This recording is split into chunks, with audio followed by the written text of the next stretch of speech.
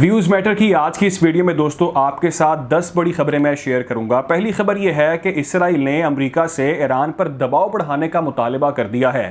اسرائیلی حکام نے امریکی صدر جو بائیڈن کی انتظامیہ کی جانب سے اگلے ہفتے ہونے والے ایٹمی توانائی ایجنسی کے اجلاس میں ایران کے خلاف سخت فیصلے کے لیے دباؤ ڈالنے پر زور دے دیا ہے۔ تاہم امریکہ نے اس بات پر زور دیا ہے کہ اس طرح کے فیصلے کے اجرا سے جوہری معاہدے تک پہنچنے کا دروازہ مکمل طور پر بند بھی ہو سکتا ہے۔ دوسری خبر، اسلامی جمہوریہ ایران کے ایٹمی توانائی کے ادارے کے سربراہ محمد اسلامی نے کہا ہے کہ ایران کے خلاف عائد کیے جانے والے الزامات بے بنیاد ہیں۔ دنیا میں ایران سے زیادہ کسی بھی ملک کی جوہری تنصیبات کا معائنہ نہیں کیا گیا۔ انہوں نے کہا کہ دنیا میں ایران کی جوہری توانائی کی گنجائش 2 سے 3% کے برابر ہے، مگر 26% کے برابر اس کی جوہری تنصیبات کا معائنہ کیا گیا ہے۔ تیسری خبر یہ ہے کہ اسلامی جمہوریہ ایران کے صدر ابراہیم رئیسی کا آرمینیا کے وزیر اعظم کے ساتھ رابطہ ہوا ہے، جس میں انہوں نے یہ کہا کہ فلسطینی عوام پر اسرائیل کے وحشیانہ اور بہیمانہ ظلم و ستم کی کوئی مثال نہیں ملتی۔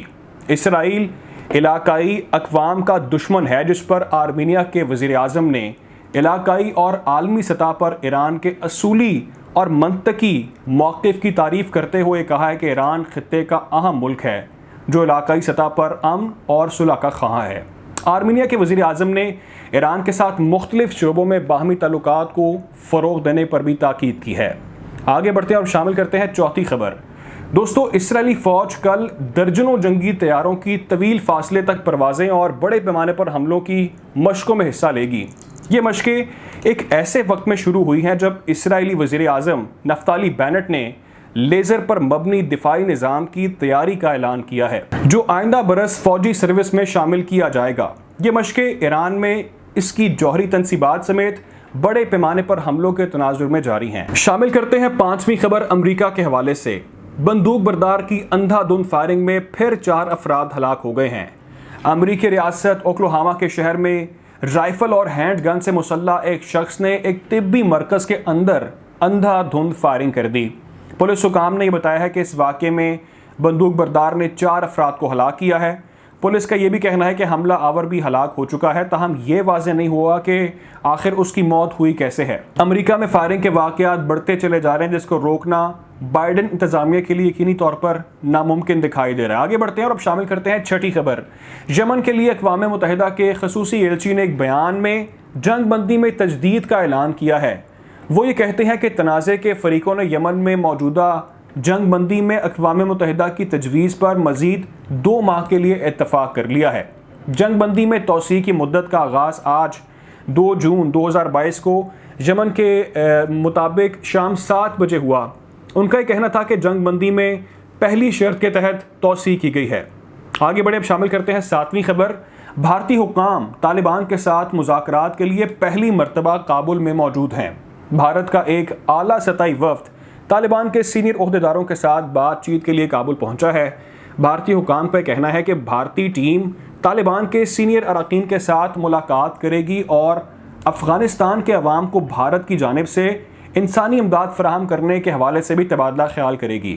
بھارتی وفد کا کابل دورہ اس لحاظ سے بہت اہمیت کا حامل ہے کہ نئی دہلی نے طالبان انتظامیہ کو اب تک تسلیم نہیں کیا اور بین الاقوامی برادری سے بھی اپیل کی ہے کہ وہ طالبان کو تسلیم کرنے میں جلد بازی سے کام مت لے۔ 8ویں خبر شامل کرتے ہیں۔ ہندو انتہا پسندوں کا مسلمانوں کے خلاف تضحیک آمیز گیت، پاکستان جانے کا مشورہ۔ بھارت میں اسلام کے خلاف بڑھتی ہوئی نفرت اور ہندو انتہا پسندی میں اضافے کا باعث بھارت کے معتصب ہندو گلوکار بھی اپنے گانوں کے ذریعے ہندوتوا کو بڑھاوا دے رہے ہیں۔ انتہا پسندی کی جانب مائل کرنے والے گانے کو ہزاروں مرتبہ دیکھا بھی جا چکا ہے اور مسلمانوں کی آبادیوں کو، مساجد کو حملہ کر کے نشانہ بنایا جا رہا ہے۔ ویڈیو شیئرنگ ایپلیکیشن یوٹیوب پر ایسی متعدد ویڈیوز مل جائیں گی جس میں مسلمانوں کے خلاف نفرت انگیز تضحیک آمیز زبان استعمال کی گئی ہے، حتیٰ کہ گانوں میں مسلمانوں کا قتل عام کرنے کی بھی دھمکیاں دی جا رہی ہیں۔ آگے بڑھتے شامل کرتے ہیں 9ویں خبر۔ بھارت میں کالج میں نماز پڑھنے پر پروفیسر کو جبری رخصت پر بھیج دیا گیا۔